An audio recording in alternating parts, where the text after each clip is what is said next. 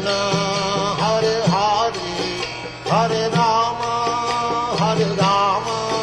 Rama Rama, Hare Hare. Hare Krishna, Krishna Krishna, Hare Hare, Hare Rama, Rama Rama. Hare Krishna, I am Rajarsi Dasa. Welcome to Hare Krishna today. On today's program again, we have our special guest with us, His Grace Hari Chakra Das from Ghana, West Africa. Hari Chakra Prabhu, welcome to the program. Thank you very much. Now, Hari Chakra Prabhu, he is trying to make a solution, not just in Africa, but even in America, different parts of the world, trying. People sometimes they say, well, so many problems in the world. What are you religious people? What's your contribution? What are you doing about it? Now, Hari Chakra Prabhu, when we undergo some severe problems, some suffering, sometimes that kind of comes up. Who is responsible? Why am I suffering? And we want to blame someone. Can you speak a little bit about how we should look at this when we are suffering? Because sometimes the finger goes up also. We think, God must be the one who is the cause of this problem. So could you speak about how we can deal with this? Yeah, before I tackle this problem, I want to cite a small story. There is this small lady, young lady, newly married, and she and her husband, they are trying to fend for themselves. The husband is not very rich, an average worker. Then this lady, there is one nice guy at the corner of their house, close to their house, who is very rich, a lot of money. Now, this guy at the corner begins to make passes at this young lady, this newly married young lady. Oh, I want to be with you. What do you think? And the lady is like, firm, want to maintain her chastity. No, I'm married. No. Well, this lady goes to town, he window shopping, and she sees this beautiful fabric, very beautiful fabric that she needed. Oh my God, this fabric is beautiful. Now immediately she sees it, she poked her head deep, and she saw the price of it. Price is big. Wow. Oh, so immediately she is dispirited. Oh, I can never have this fabric. Because immediately she calculated in her mind her income, what she is earning, and what her husband is earning, and he could immediately understand they cannot never afford such a beautiful fabric. Then, out of nowhere, some desire comes into her heart. Oh my God, this guy who's been always approaching me, she's very rich. At that time, when that mentality comes into this girl's head, he never sees the devil, he never sees Satan, nobody. Then something begins to form in her head. So she's coming home right from the store. Somehow or the other, she meets this guy again. Oh, young beautiful lady, what are you thinking about my proposal before? Immediately, the thought of the fabric comes into her head. Then her attitude towards this guy changed. But I think you are not serious. You have not been serious. The guy said, why am I not serious? If you are serious, there is even a fabric in that store. Then you have to prove it to me that you are serious. The guy said, jump into my car, let's go. They go there. All this time, this young lady will not see this Satan. She will not see anybody being the cause of her doom. She goes, the guy buys her the fabric, waiting. She comes home, the husband asks, where did you get this expensive fabric? Oh, a friend of mine donated it to me. She bought it, she said she didn't like it. This lady begins to formulate stories to the husband. All this time, she never saw Satan. Now, because of that commitment with this other guy, she begins to loosen up. Now she starts having an affair with this guy. All this time, she never sees Satan. She never sees anybody as being the cause. Until the day the husband catches her. Bam! Then she begins to cry. Oh, all this is Maya. All this is Satan. Satan is the cause. The day she was caught is the day that she puts the blame on another person. So, what does the Lord say? What does Krishna says in the Bhagavad Gita about this? Krishna says, whilst contemplating the object of the senses, a person develops attachment for it. And from attachment, lust develop. And from lust, bewilderment of memory, loss of intelligence, and you fall back into the material pool of existence. So lust, because Arjuna asked Krishna another question in the Bhagavad Gita. Why? There is something in me, there seems to be something in me, that even the sins that I don't want to commit, things that are bad that I don't want to do, it looks as if there is something that pushes me to do it. What is that something that is always pushing me to do this nonsense? And the Lord says, it is lust alone, which is the greatest enemy of this world. Lust. So the idea is, whatever is coming upon us, what we have not sown, nature will never allow the reaction to come upon us. So whatever is happening to us, we should first blame ourselves. We should first hold ourselves responsible for being the cause of it. Now, even in metaphysical science, it is understood that if two people have a problem, and one of them, even though he might be right, accepts that I'm at fault, 50% of the problem is already solved. But unfortunately in the world today, nobody wants to take the blame. Everybody wants to point hands to other people. And it's easy. Actually, it's the most easiest thing in this world is to point fingers at others. And that is exactly what we are doing now.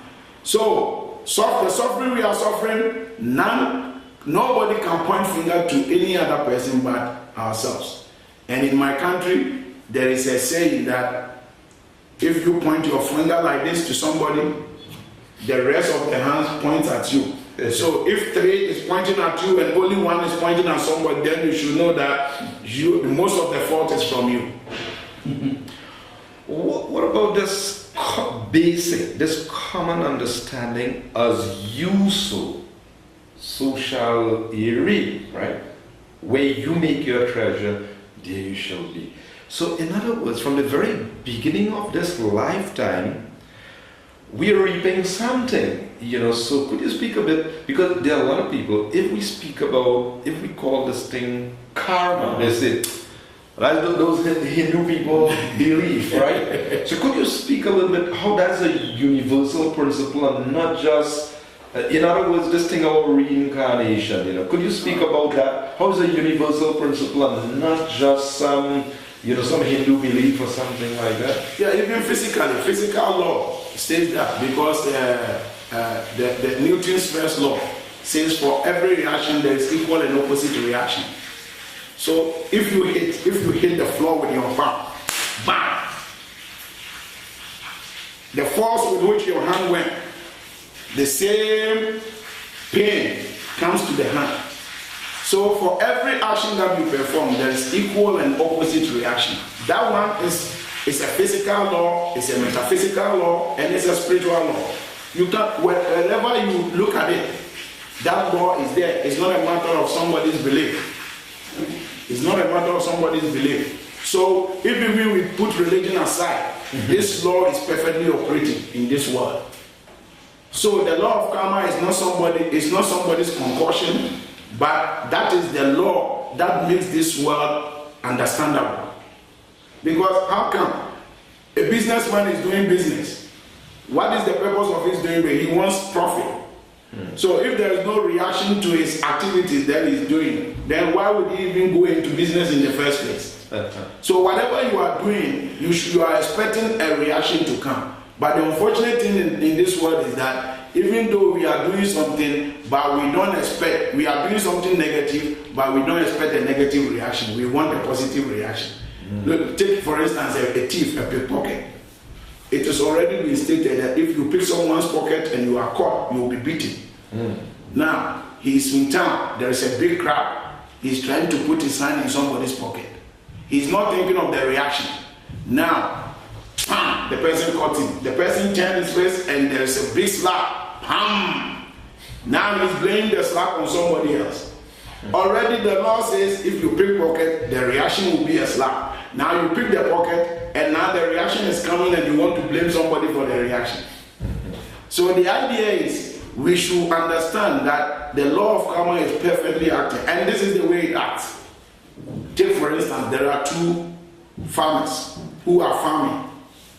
Now, in the year 2009, farmer A was very serious with his farming. So the produce he had was very good yield of grains.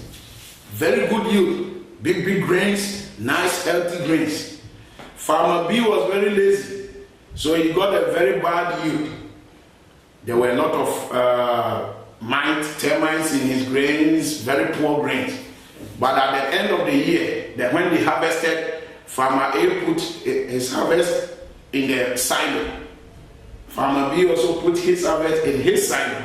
But silo is like that we put it on top and open it from the bottom when we want to get it. Now, the following year, 2010, Farmer B learned his lesson properly. Now this time he was very serious. Farmer A was very complacent. Oh, I got a good yield, so whether I strive or not, things will be okay. So this time Farmer A got a very bad yield. And Farmer B, having learned his lesson from previous year, got a very good yield. Now at the end of the season, everybody put again his grains on the silo. But amazingly, this year, the customers who were buying, they did not come last year. So they only saw the yield this year. So automatically, all the customers who came, they all went to Farmer B because they saw his yield was very good. They all went to him. And when it was time for him to sell to them, he opened the silo and bad grains started coming out. What? Those who went to Farmer A, he opened his silo and very good grains are coming out. So immediately human nature, we start saying things. Oh, Farmer A is making some voodoo on this Farmer B. God is not merciful. Why is it that Farmer B has got such a good yield, and when it's time for him to sell, bad thing is coming out of his silo? And they will put blame on God. They will tell God is not merciful, God is a wicked God, so many things. But if Farmer B begins to relate to them, his yield in the previous year, there is when they will understand. But the law of karma is such that most of the time, Farmer B even forgets what he put in the previous year. And Farmer A also forgets. So now we are thinking that even though Farmer B is living a very good life, now he's suffering very bad reaction. Likewise, Farmer A is living a very bad life, but he's getting what? A very good reaction. No, the law of karma has already arranged it. What you have put in is what he is giving you back. So, the idea is we want everybody to understand that nothing in this world, nothing will ever happen to you in this world which you have not sown yourself. Nature is not that wicked. Whatever is coming to you, you should understand that you have put in something and the resource is being given to you accordingly. But of all this karma, there is also, the Lord also has a mercy for her. And the mercy comes this way. Even though you have sown something very nasty in the previous age, in the previous lifetime, this time you have to suffer the karma. But if you surrender to God, God says, I can intervene with the karma. Intervention with the karma doesn't mean he's taking it out. And that is the one greatest mistake people who practice religion make. They think that once you say, I've given myself to God, then all problems are solved. No, that is not the way it acts. Once you give yourself to God, he gives you shock absorbers. Now let me bring it down for the layman to understand. What is that shock absorbers? When you go to school, like I remember when we were in school, when you commit an offense, they will stretch you out and give you 24 lashes at your back. Now, if you are very nice with a particular teacher and you commit an offense, then the teacher will give you a hint that tomorrow they are going to give you 24 lashes. So prepare yourself before you come. So because the teacher has given you that hint, when you are coming to school, you stuff under your shirt with some foam and some little books. And you tuck in your shirt nicely. So when you come at assembly, they call you, yes, yesterday you did such and such a thing, come for your lashes. They stretch you up, boom, boom, boom, 24. And when they leave you, you are stunned. Even though the whips have been giving you all right, but because of the tip the teacher gave you, you are able to absorb the whip without having the full effect of it. So similarly, if you surrender to God, then God gives you, out of knowledge, He gives you shock absorbers. So that when the reaction to your activities begin to down on you, you don't feel the full impact of it. And that is why Bhagavad Gita, the Lord says in Bhagavad Gita, Yata Damshi Shamidogni, Bashmacha Kurite Juna, Gyanagni Savakamani, Bashmacha Kurite Tata. That as a blazing fire can burn firewood to ashes, so does the fire of knowledge burn to ashes all reactions to material activities. So the idea is, once you come in knowledge of the Lord and surrender to the Lord, then you have enough shock absorbers in this world, to the extent that all the karmic reactions that come upon you, you perfectly understand it, and you are able to deal with without having the full effect of it. Let's bring it down a little bit to like individual level. Now, in the world today, there are a lot of people who like to go with this recession, this government, this one, that one. If you have to like prescribe something for individuals, right? Well, okay, we have a problem. You could worry about the recession, you could worry about that. But what would you like to recommend or prescribe for individuals that we can do? Okay, we had a bad deal. You're talking about the last life, I did this, I did that, things not working out nice. But how could you encourage people? All right, it's all right, don't worry, you're getting a bad deal now, but actually there's God who is all good, He's all just. You could do now. What kind of outlook you like people to have as individuals in this life, despite whatever is going on in the world? What should they do? Yeah, what individuals should do is that we should be perfect examples by ourselves. Actually, if you want someone to change, the best way to help someone change is by your own change. You can't just be telling people you have to live a good life, you have to do this, and personally you are doing the old stuff. And that is the example of that one time was given by Mahatma Gandhi, when a mother approached him and said, I know you are such a powerful man. My little boy, he likes so much candy. Can you advise him to stop? Then he said, go home, you go home, come next week. The lady went away and came the following week. And he just sat the boy down and said, stop eating candy. And immediately the boy stopped eating candy. Then the lady said, but if this is what you are telling him, why didn't you tell him that last week? Then he said, because last week I was eating candy too. And because I was eating candy, I couldn't tell someone to stop eating candy. So when you went away, I learned how to stop eating candy. So now I've stopped. So I know somebody can also stop.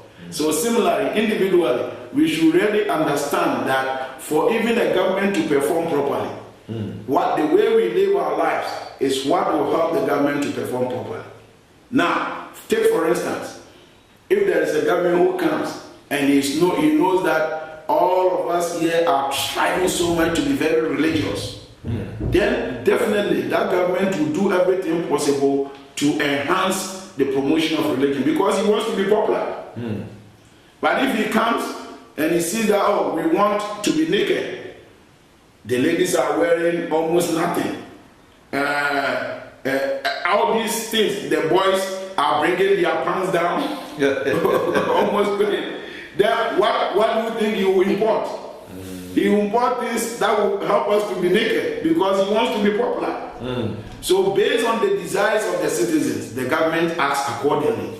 So if we want our governments to live properly, then we should start doing our homework right from home. And that's why there is a saying that charity begins at home. We do our homework at home, train ourselves to live in the proper mood. Then in this way, whether the government likes or not, he will be forced to also toe the same line. But earlier on you spoke about, this desire, and Krishna, he said, or Arjuna, he said, baladiva, as if by force, something is pushing as if by force. Now, people generally in the world today, they're attracted, the television, the internet, this. And as you also mentioned earlier, they don't like restrictions, right? So what would you like to suggest in today's society where so many things are available to us? I mean, how could we possibly muster that strength, that determination to say resist things or to take up positive practices? I mean, what's the secret, to do that? Yeah, basically speaking, people even tend to think that religion is something very boring.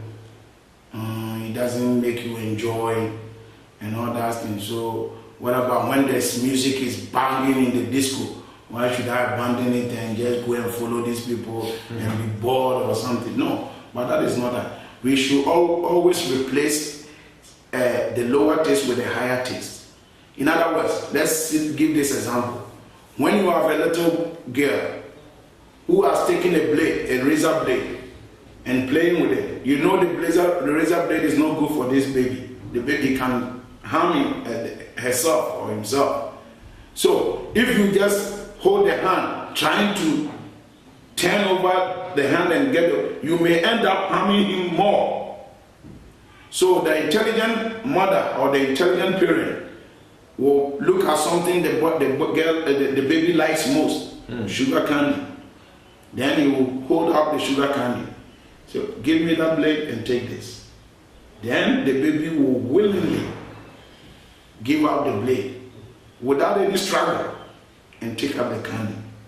Now, similarly, when we learn how to replace our lower desires, our lower taste with higher taste, then majority of our problems will be solved. Take for instance, TV. There is the television. You are addicted to watching television. Fine. It's difficult for you to come out. You don't want to, I can't stop watching TV. Yeah, there are some other things you can watch on the TV that will replace the nudity and all that thing that is bugging your mind, that is bringing you down. You have religious movies. We have all these things that you can watch that can instill some discipline in you. So we are not saying that you should completely forgo whatever is in. Actually, this world, whatever has been produced in this world, is there for us to use in the service of God. So if you learn the process of using it in the service of God, then this is going to enhance your ability to go closer to God. So the internet, there are a lot of religious things you can watch on the internet. So if you are addicted to internet, fine. But why don't you use it to watch these religious programs? Take for instance, when we were in the public, we were singing and dancing. And so people were like, wow. So are these people so happy? How are they so enthusiastic? So if you want to shake your body, we say there is a way to shake your body in the spiritual realm. You can perform spiritual activities and be very happy. So the basic idea is that we have to get a higher taste. Higher taste, that is the clue. A higher taste. Once you have the higher taste, automatically the lower taste fades away. And it doesn't even become a restriction to you anymore. Now, let me break it down this way. Assuming we are in this compound, and the compound is fenced, there is only one door that leads into the compound. But behind the compound, there's a small place where people have stretched the barbed wire a little bit, where you can squeeze yourself through.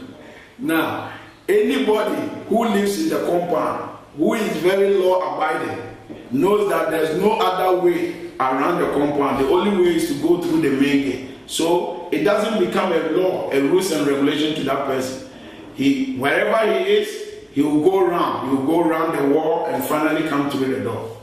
Now, the one who doesn't want to be law-abiding, who wants things to go easy in life for him, anytime he's at the back there, when if even the main door is about 50 meters from him and the space in the barbed wire is only 10 meters, he wants to go to the barbed wire and open it and try to squeeze himself through, forgetting that the barbed wire may be able to cut up with his shirt and maybe tear it or even harm him. You see? So the idea is, the material world inside that we always want to pass through that little hole in the barbed wire. We don't want to go through the proper procedure. And so we want to teach people how to come to the level where they see that there isn't the rules and regulations doesn't even exist. Because when you become a really true law-abiding guy, then rules and regulations ceases to exist, because it doesn't become a problem to you. Another example is, if you are hungry and you go to the supermarket and there is only soap displayed on the wall, will you buy soap and eat? The idea is, because you know soap is not food, it will not even occur to you, no matter how hungry you are, to buy soap and eat. So we should come to that level of understanding to realize that there are some habits that are not natural. And as long as that we see those habits as unnatural, nothing can force us to go into it. Just as long as you are seeing soap as not being food, then nothing can force you to eat food, to eat soap. But the little kid who is just crawling, he doesn't even know the difference between food and soap. So when soap is there, he will grab the soap and put in the mouth. So we shouldn't be like those little kids. We should come to real understanding of our. Okay, before we conclude that, what final message you could give to our viewers that they could bring about some peace in their own life? What prescription would you like to give to our viewers that they could bring about some peace in their life? The first and major thing that I will prescribe to everybody is try to say something about the names of God. Try to call on the name of God. I mean, make an effort, even if once a day, say something. I mean, look at the air that is being supplied to you. It's for free. If this air stops, look at the tides. Look, when the rivers start to rise up, oh, we become so miserable. Especially those of us who are very close to the river. Oh, it becomes so miserable. So, why don't we start calling on the name of God? I mean, just once a day. Just start from somewhere. And once we do it, I can assure you, a lot of things are going to change gradually in our lives. So, personally, I would recommend, if you will bear with me, the chanting of the Maha Mantra, Hare Krishna, Krishna Krishna, Hare Hare, Hare Rama, Rama Rama, Hare Hare. This is not a sectarian prayer. When you say Hare, Hare means the energy of God that gives life. That's God who gives life to everyone. When you say Rama, Rama means the supreme pleasurable God. That God who gives pleasure.